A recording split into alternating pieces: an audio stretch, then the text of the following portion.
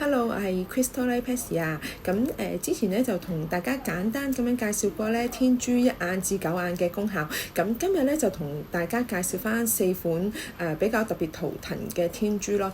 係啦，咁首先介紹第一款先啦。第一款就係呢個，咁呢一個咧就係無界天珠嚟嘅。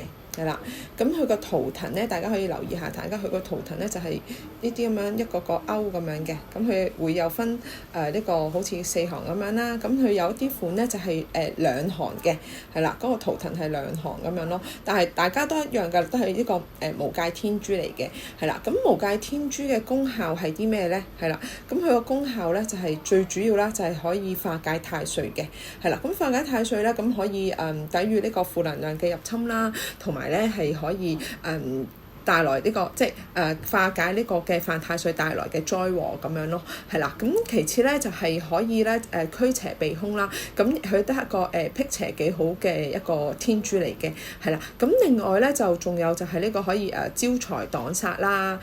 仲有呢個佢係一個強大嘅保護嚟嘅，係啦。咁佩戴呢個無界天珠之後咧，佢就會好自然咁樣成為咗一個結界咁樣去保護你咯，係一個幾好嘅保護罩咁樣嘅，好似係啦。咁另外佢仲可以防小人嘅，係啦。咁呢個無界天珠咧係最適合係咩人士佩戴咧？就係最適合呢個犯太歲啦，流年運勢較低啦，同埋咧係需要事業啊、防小人啊，同埋想提升健康啊，同埋需要護身嘅人士佩戴嘅，係啦。咁呢個係佢最適合嘅人士嘅人群咁樣咯。係咁，另外咧就再介紹咧另一個咧就係都幾適合大家用嘅，係啦，就係一個嘅貴人天珠，係啦，睇一睇個圖騰先啦。咁呢個就係啦，貴人天珠。咁貴人天珠係咁樣嘅，好似個人仔咁樣嘅，係啦。咁呢個就一個叫呢個係一個簡單嘅貴人天珠。咁佢另外有啲咧就係雙貴人嘅打直體嘅嗰個圖騰就兩個人黐埋一齊咁樣嘅，好似係啦。咁但係大部分咧都係呢個一個圖騰㗎啦，係啦，呢一個咁樣嘅圖騰單貴人嘅天珠係啦。咁貴人天珠咧就功效係啲咩咧？就係首先啦，咁佢叫得貴人天珠嘛，咁佢就一定係可以幫你吸到貴人嘅，係啦，咁可以吸貴人啦，咁同埋就係得到呢個貴人嘅扶持咁樣啦。咁另外咧就係有呢個可以增進事業嘅運勢啦，咁有助於呢個事業發展啦，同埋升職加薪啦。咁第三咧就係可以改善人際關係啦，咁可以咧改善呢個溝通能力啦，同埋人際關係啦，咁可以令到佩戴者咧係更有魅力嘅，係啦，喺職場上更加有魅力咯，咁更加多人去信你啊，即係得到大家嘅認可咁樣咯，係啦。咁另外仲有可以防小人啦，咁就可以防止一啲係惡意嘅小人中傷啦，即係例如篤背脊嗰啲咁樣啦，係啦。咁另外咧就仲有咧就係可以帶來好運同埋財富嘅，係啦。咁好似象徵住一生平安啦、富貴榮華啦，同埋可以咧將困難轉化咁樣咯，係啦。咁最適合咩人士佩戴咧？就係最適合尋求生活指導啦、事業突破啦，同埋改善人際關係嘅人士佩戴咯，係啦。咁即係佢可以幫助到大家響呢個事業上嘅突破咁樣嘅，係啦。咁另外到第三就係呢個嘅虎牙天珠啦，介紹翻呢個係啦，虎牙天珠。細粒少少，咁虎牙天珠咧就功效係啲咩咧？就係呢個可以消除障礙啦，可以渡過一切難關啦，令事事順利咁樣嘅，係啦。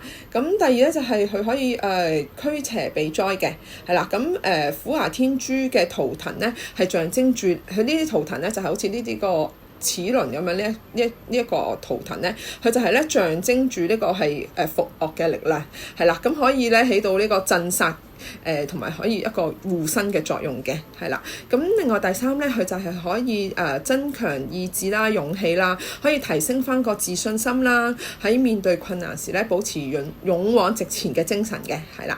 咁最適合咩人士佩戴咧？最適合人士咧就係你需要增強你個氣場啦，身處於呢個唔穩定嘅環境啦，同埋正值事業衝刺期嘅人士嘅，係啦。因為點解咧？佢係可以幫你渡過一切嘅難關嘅，係啦。咁虎牙天珠其實喺一般人嚟講咧都好適合佩戴嘅。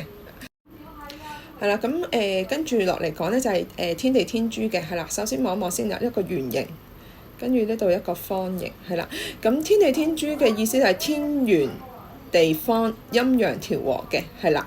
咁佢嗰個功效係咩咧？咁佢整體功效咧就係可以調整你八字運勢啦，同埋填補你五行嘅缺失嘅，係啦。咁可以針對翻你生辰八字嘅氣場啦，進行調整啦。咁係填補翻你五行所缺失嘅部分喎。咁可以令到你整體嘅命格咧變得係圓滿嘅，係啦。即係互補翻你五行啦。譬如你五行缺咗水，咁可以補翻啲水俾你咁樣咯。咁令到你個五行咧就冇缺失咁樣嘅，係啦。咁另外咧就係可以化解呢個命格嘅衝突啦。咁就係咩意思咧？其實咧就係針對翻你八字中嘅相沖相克啦，咁進行化解嘅，係啦。咁可以減輕你運勢即係波動嘅時候咧，咁去帶嚟嘅傷害咁樣咯。即係譬如你突然間你個運勢係低咗嘅，咁佢可以將呢個傷害減低咁樣咯，係啦。咁呢個天地天珠係適合咩人士佩戴咧？